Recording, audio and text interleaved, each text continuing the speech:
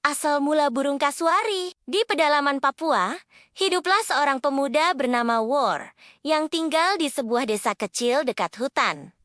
War adalah seorang pemburu yang sangat mahir. Dia sering pergi ke hutan untuk berburu hewan-hewan liar, dan hasil buruannya selalu melimpah. Selain berburu, War juga pandai menebang pohon, mengumpulkan kayu, dan meramu obat-obatan dari tumbuhan yang ada di hutan. Namun, meskipun War adalah pemburu yang ulung, dia memiliki sifat serakah. Dia selalu menginginkan lebih dari yang dia butuhkan. Dia menebang pohon dalam jumlah besar, lebih dari yang diperlukan, dan berburu banyak binatang hanya untuk dirinya sendiri. War tidak pernah memikirkan keseimbangan alam atau bagaimana tindakannya bisa mempengaruhi lingkungan di sekitarnya. Suatu hari, War pergi ke hutan yang sangat dalam. Di sana, dia menemukan sebuah pohon raksasa yang sangat tinggi dan besar. Pohon itu tampak tua dan dipenuhi oleh burung-burung yang tinggal di cabang-cabangnya. Di bawah pohon, ada seekor burung besar dengan bulu berwarna hitam dan kepala biru. Burung itu adalah kasuari, burung yang dianggap sebagai penjaga hutan oleh masyarakat setempat. Melihat burung kasuari yang besar dan kuat, War merasa tertarik. Dia berpikir, jika aku bisa menangkap burung ini, aku akan menjadi pemburu yang paling hebat di seluruh desa. Dengan pikiran itu, War segera mengambil busurnya dan membidik burung kasuari tersebut. Namun, sebelum dia sempat melepaskan anak panah, burung kasuari tiba-tiba berbicara. "Kamu tidak boleh membunuhku," kata burung kasuari dengan suara yang dalam dan menakutkan. "Aku adalah penjaga hutan ini. Jika kamu membunuhku, kamu akan membawa bencana besar bagi dirimu sendiri dan desa ini."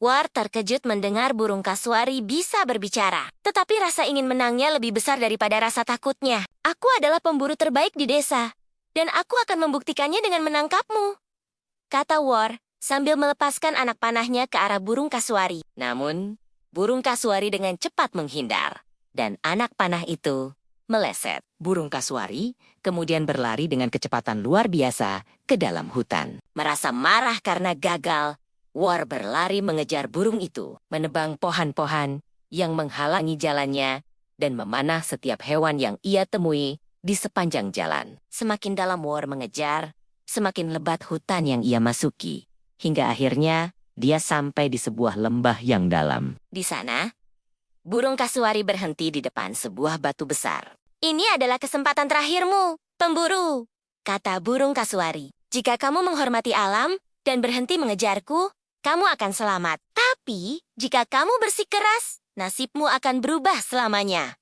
War, yang dikuasai amarah dan keserakahan, tidak mendengarkan peringatan burung kasuari. Dengan satu gerakan cepat, dia mengarahkan busurnya dan melepaskan anak panah ke arah burung itu. Namun, tepat ketika panah itu melesat, tiba-tiba terjadi gempa bumi yang sangat kuat. Tanah di bawah kaki War bergetar, dan batu besar yang ada di hadapan burung kasuari retak, menyebabkan tanah di sekitar War runtuh. War jatuh ke dalam celah besar di tanah, dan tubuhnya perlahan berubah. Kaki-kakinya memanjang dan menjadi kuat, kepalanya membesar, dan ditutupi bulu biru, dan bulu hitam mulai tumbuh di sekujur tubuhnya. Dalam hitungan detik, War tidak lagi berbentuk manusia. Dia telah berubah menjadi seekor burung kasuari. Tak bisa berbicara atau berpikir seperti manusia lagi. Burung kasuari asli yang tadi dia kejar pun mendekat dan berkata, "Kamu telah melanggar keseimbangan alam. Sekarang, kamu harus hidup sebagai penjaga hutan ini, melindungi alam dari orang-orang serakah sepertimu. Hutan akan tetap aman jika kamu mematuhinya. Tapi jika tidak, nasib yang lebih buruk akan menimpa dunia sekitarmu." Sejak hari itu, War hidup sebagai seekor burung kasuari di hutan. Tak bisa kembali menjadi manusia. Dia harus menjaga hutan dari ancaman manusia yang merusak alam. Sebagai hukuman atas keserakahannya sendiri, masyarakat setempat kemudian percaya bahwa burung kasuari adalah penjaga hutan yang suci, dan mereka selalu menghormati burung tersebut dengan tidak memburunya atau merusak habitatnya. Terima kasih. Jangan lupa subscribe ya.